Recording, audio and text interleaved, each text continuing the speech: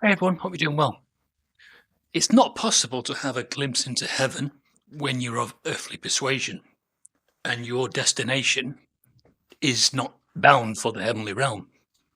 That you actually have resided yourself to the fact that you will be one of those that remain on the earth.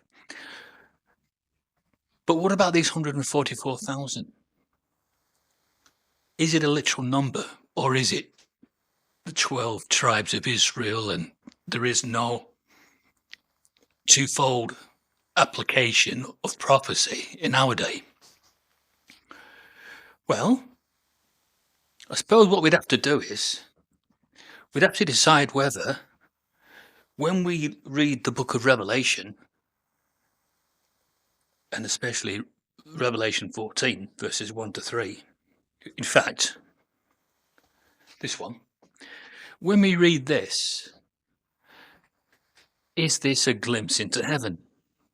Then I saw and looked the Lamb standing on Mount Zion, and with him 144,000, who have his name and the name of his Father written on their foreheads. And I heard a sound coming out of heaven like the sound of many waters and like the sound of loud thunder. And the sound that I heard was like singers who accompany themselves by playing on their harps. This is really interesting, this. This is what sets the 144,000 apart from the rest of mankind. It's verse 3. They are singing what seems to be a new song before the throne and before the four living creatures and the elders. And no one was able to master that song except the 144,000.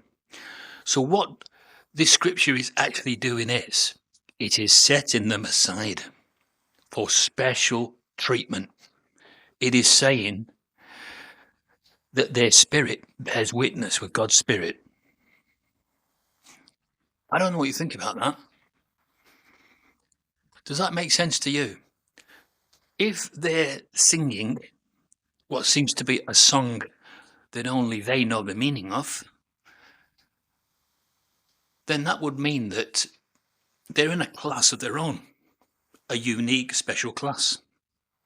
Of course, we know about the scripture that goes on to identify what is known as the great crowd.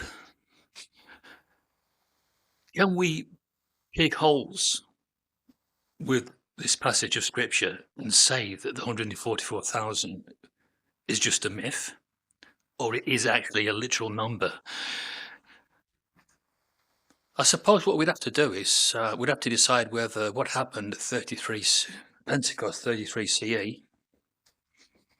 How you doing up there? Are you well? That's a nice shot, isn't it? Of the live stream. Well, it's not a live stream yet. It's just a normal stream. I'll save it to the SD card, this one. But this is what a live stream could look like, people, just in case you was curious. And you can set your cameras up accordingly. So, as I was saying, literal number or myth.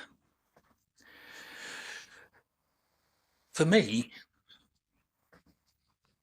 it's when they stood before the Lamb, that stood before Jesus Christ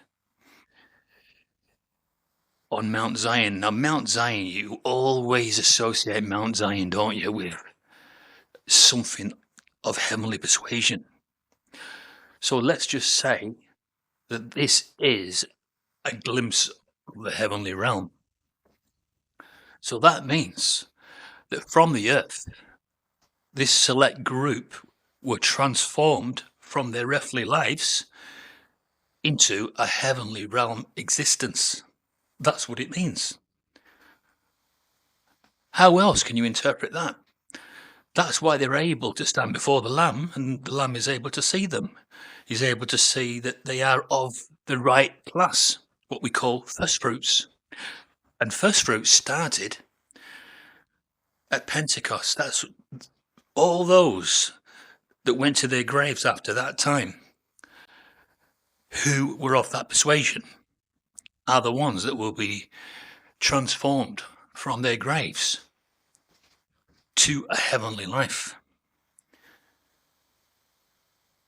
So I think that the 144,000 will be the literal number, although we do know about the 12 tribes of Israel.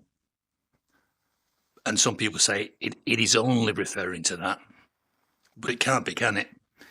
Because significantly, this scripture is talking how they're able to stand on Mount Zion. And they sing a very unique song. So it's almost as if they've got their own language. That's how I explain it. So their spirit bears witness with God's spirit. And in doing so, having their spirit bear witness with God's, they should then be not looking at earthly things the same way. So that's why they won't defile themselves. They shouldn't do. You know, let's face it, if your destination is not of earth and it's of the heavens, then you would probably want to do everything you could to make sure that your standing is clean before you get there. And when your standing is not clean, you are likely to forfeit your right to be included in the first fruits or included in the special group of people. So you will no longer be singing that special song. In fact, probably at that point there, you will probably not even understand what you used to understand because you've been probably deselected. That's how I'm seeing it. A person can definitely lose their salvation. It's happened. So these special people, they keep following the Lamb no matter where he goes. But here is quite a significant passage in Scripture that I think is relevant, and it's the fact that these were bought from amongst mankind as first fruits to God and to the Lamb. And no deceit was found in their mouths, and they are without blemish. Well, only to say that someone's without blemish doesn't make sense because we were born inherited imperfection. So we all have a dent of imperfection. But in going along with what this scripture means, it means that they were probably the best of the bunch at the time. And so they merited special attention. And subsequently, they were given the hope of something better than what we currently have. They are going to actually be joint heirs with Christ. We are not. The reason we are not is because we don't probably sing this song. We probably don't know the meaning of this song. We don't even know really what this song is all about. But they do. And that's the difference. The 144,000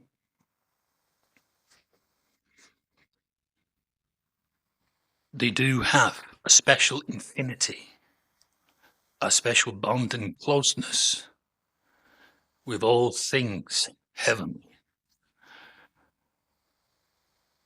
And if you don't, and you're saying to yourself now, well, I'm definitely going to heaven, then you need to sort of examine yourself closely and say, well, do I meet that criteria? Do I meet up to what that is talking about? I'm not going to tell you you're not. I'm just going to say to re-examine yourself, because I've known people that have professed to have been of the 144,000 who are no longer of the 144,000. And that's through choice, because they suddenly realized that they didn't have this song in their heart anymore. They may have done it one time, but it may have been, I don't know, falsely put there somehow. They may have believed that they were of that persuasion, but after a time they suddenly realized that their spirit no longer bared witness with God's. And so they didn't start considering themselves to be worthy of heavenly life. And so Some of them have deselected themselves.